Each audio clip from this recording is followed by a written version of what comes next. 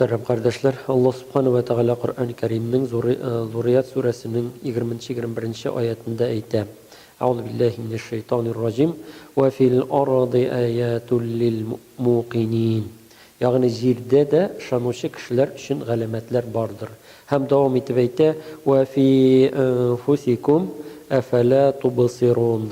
Hem sizin üzerinizde de bu alametler күп шуны да күрмисезмени дип Аллаһ Субханаһу ва Тааля безгә белгертеп әйтә. Аллаһ Субханаһу ва Тааля 20-нче аятында Аллаһның барлыгына галәмәтләр күп ди. Ягъни җир йөзендә әгәр карыйбыз икән, Аллаһ Субханаһу ва Тааляның барлыгын, берлеген белгертүче галәмәтләр бик күп. Бу җирнең үзенең төзелеше, табигать, шулай ук ağaçlarının üstüge hem başka bik küp eğer uylap fikirlep qarıbız iken bik küp alametler Allah Subhanahu ve Taala'nın kudretini ko'rsatadigan. Hem şulay yok Allah Subhanahu ve Taala'nın kudretini ko'rsatadigan alametlerinin tagın birisi Allah Subhanahu eğer tarixni qarıbız iken dünyada o'tgan qavmlarning tarixini qarıbız iken Allah Subhanahu ve Taala qayber qavmlarni yo'qqa chiqardi. Yo'qqa chiqardi ni uchun? Allah Subhanahu ve Taala'nın qo'shqanlarini o'tamagan uchun, buzuqliqqa shumib, buzuqliqqa batqanlar uchun Allah Subhanahu ve Taala ul qavmlarni yo'qqa chiqardi. Mana bu da bik zo'r g'alamat bo'lib turadi. Ya'ni Allah Subhanahu ve Taala'ning g'alamati. Ularni ul ya suv bilan, ya boshqa shunday xavflar bilan, jil davullar bilan yo'qqa chiqardi. Hem indi Allah Subhanahu ve Taala Zurriyat suresinin 21. ayetinde нәрсә әйтә? Безнең үзебезгә, кешеләрнең үзенә әйләнеп кайтып әйтә, һәм сезнең үзегездә дә күп ди галәмәтләр. Аллаһның барлыгын, берлеген белгертүче, Аллаһның кудрәтен белгертүче галәмәтләр сезнең үзегездә дә күп дип Allah Subhanahu ve Taala безгә әйтә. Hem devam edip әйтә, şunu da күрмисезмени ди, şunu da күрмисезмени ди. Eğer biz birer ышанучы kişiden soruyuz iken Allah Subhanahu ve Taala'nın barlığın, kudretin bilgirtüşü senin üzerinde alametler var mı deyip o kişi elbette o mümin kişi sanap gider. Benim gözümün görüğü, kulağımın işittiği, kollarımın yürüğü, hem şulay ayaklarımın yürüğü, hem başka mene şunday fikir, başının işlevi, fikirlevi, bunlar varsa da Allah Teala'nın kudretini ko'rsatadi. Allah Teala'nın bizni yaratganın bilgirtadi deyip indi alar cevap verirler. Lakin buğuna mısın Allah Subhanahu ve Teala'nın kudretini bilgirtüşü. Elbette mümin kişi mene şularını sanat gider. Ama onun başına da gelmez. Allah Subhanahu ve Teala eli bizning işimizge, bizning ko'nglimizga, bizning yuragimizga da o'zining kudretin, o'zining hikmetlerini salып qo'yganın. Hem şınlıkta qarıbız iken Allah Peygamberimiz Muhammed sallallahu aleyhi ve sellem ayta, her bir bala fıtri iman bilen tuadı. Eğer de Allah Subhanahu ve Taala'nın Kur'an-ı Kerim'in qarıbız iken, A'raf suresinde aytilgan sözlerge ihtibar etəbiz iken, anda Allah Subhanahu ve Taala bulay dip ayta. Bir vaqtda Rabbin Adem balalarının canların o'zi yanına çağırdı da "Alastu bi rabbikum" de. Min sizning Rabbingiz tugilmidi. Yani Allah Subhanahu ve Taala Adem balalarının yer yüzüne yaratgancha uq Adem balalarının canların, yani yer yüzünde bulası Adem aleyhisselamdan alıp so'nggi kishiga xatli yaratılası barcha kishilarning canların o'zi yanına çağırdı da Allah Subhanahu ve Taala onlarga aytdi. Alastu bi rabbikum deb. Yani min sizning Rabbingiz tugilmi deb. Hem onlar aytdilar, нәрсә deb? Hiç şeksiz biz buna şahadatlik beramiz. Biz bunu tanıyız deb. Hem indi Allah Subhanahu ve Taala şu ayette devam etib aytdi, bunun maksatı buldu. Kıyamet günü biz bu hakta bilmegen idik deb aytmasinlar üçün di. Yani Allah Subhanahu ve Taala Adem balaların yer yüzünde yaratgancha uq canlarını bar qilgan, hem canlarını o'zi yanına çağırıp min sizning Rabbingiz deb alarını o'zi bilan tanıştırgan. Hem indi her bir can Bütünüбезнең дә җаныбыз. Әйе, һич шиксез без моңа шәһадәтлек бирәбез. Син безнең Раббыбыз дип әйткән. Раббы нәрсә дигән сүз? Раббы бу тәрбия кылучы дигән сүз. Ягъни Аллаһ Субханаһу ва Тәгаләгә алар әйткәннәр. Әйе, сез безнең Раббыбыз дип, безне тәрбия кылучы дип. Һәм чынлап та Аллаһ Субханаһу ва Тәгалә безне тәрбия кылучы. Җир йөзендә biz яшәр өчен bütün мөмкинлекләрне тудырды. Кем? Аллаһ Субханаһу ва Тәгалә. Бу Аллаһ Субханаһу ва Тәгаләнең тәрбия кылучы икәнлеген күрсәтмиме? Әлбәттә, Аллаһ Субханаһу ва Тәгаләнең тәрбия кылучы икәнлеген күрсәтә. Һәм без яшәр өчен кирәкле bütün әгъзаларыбызны яратты. Әйбәтләп, рәхәтләнеп яшәр өчен bütün әгъзаларыбызны яратты. Бу да нәрсә? Бу да Аллаһ Субханаһу ва Тәгаләнең безне тәрбия кылуы. Аллаһ Субханаһу ва Тәгаләнең Раббы икәнен күрсәтә. Буларда. Һәм аның өстенә тагын нәрсә? Аллаһ Субханаһу ва Тәгалә безне фитри иман белән яратты. Фитри иман белән яратты. Фитри иман белән яратты. Ничек яратты? Аллаһ Субханаһу ва Тәгалә безнең күңелләребезгә, җаннарыбызга салып куйды. Нәрсәне? Харам әйберләрне һәм хәләл әйберләрне. Харам әйберләрне, хәләл әйберләрне. Моны эшләсәгез, сез бу гамәлләрне эшләсәгез, бу харам гамәлләр. Бу дөньяда да бу харам гамәлләрне эшләсәгез, бу дөньяда да рәхәт күрмәссез, һәм ахирәттә Аллаһ Субханаһу ва Тәгаләнең, ягъни Аллаһ Субханаһу ва Тәгалә әйтә, минем ләгънәтемә, минем җәзама лаек булырсыз ди. Менә бу гамәлләр хәләл, сезнең өчен хәләл, җәннәткә илтә торган гамәлләр. Бу гамәлләрне эшләсәгез, һич шиксез минем рәхмәтемә ирешерсез, минем җәннәтемә керерсез дип, алар инде Аллаһ Субханаһу ва Тәгалә безгә белгертеп куйды. Һәм инде мөхтәрәм кардәшләр, әгәр карыйбыз икән, игътибар итәбез икән, без моны һич шиксез күрербез. Монда инде иң беренче чиратта Пәйгамбәрбез Мөхәммәд саллаллаһу алейһи ва сәллям әйтә, нәрсә ди? Һәрбер баланы Аллаһ Субханаһу ва Тәгалә фитри иман белән яратты ди. Һәм инде һәрбер балага, яшь балага карыйбыз икән, аның фитри иманын без күрәбез. Берничә генә мисал, гади генә мисаллар. Әгәр баланы җәйге чорда, кышкы чордамы, җәйге чордамы шишендереп, трусик белән монда шәрә килешмә, йөрү, улым, кызым, бәләкәй бала, әле яңа гына йөри башлаган бала, менә шулай йөрү, кызым, улым дип аларны йөртә башлыйсың икән, алар нәрсә? Алар беренче шишендергән чорда нишлиләр?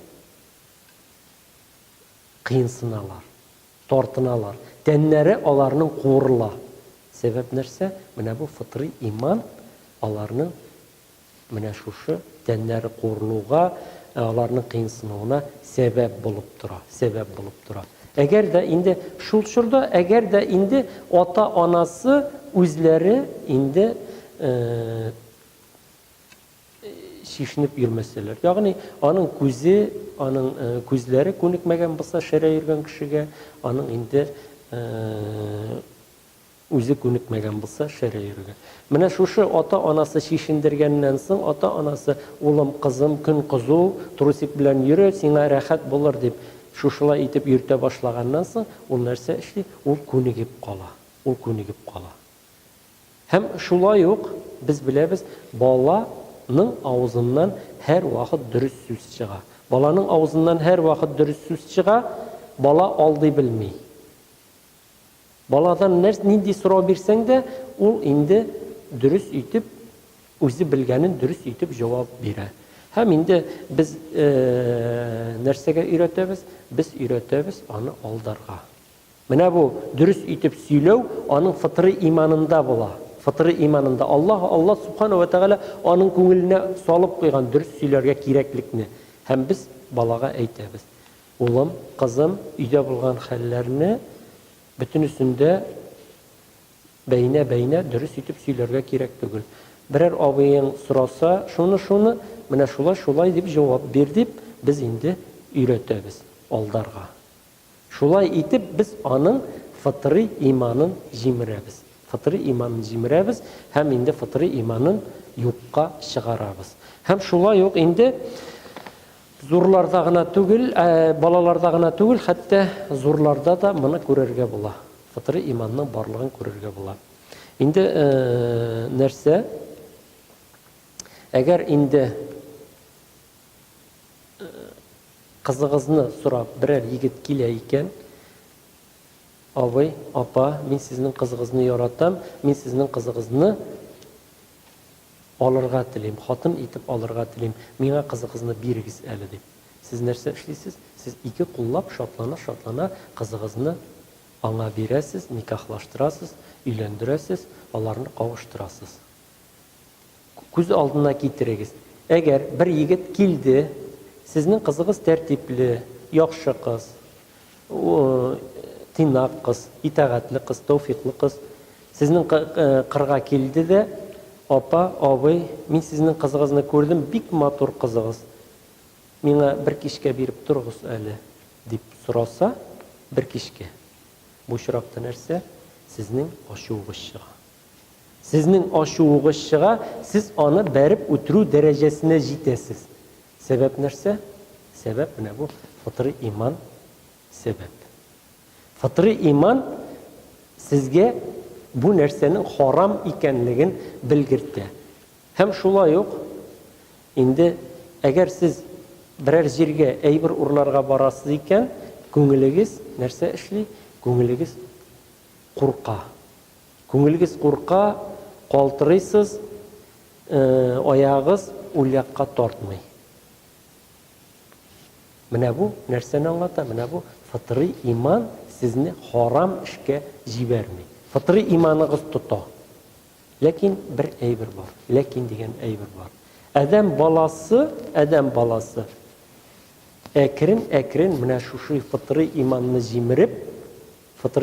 җимереп, менә шушы харамлыкны инде гадәти халәткә әйләндерә. Һәм моңа инде сәбәп итәргә, моны күрергә була.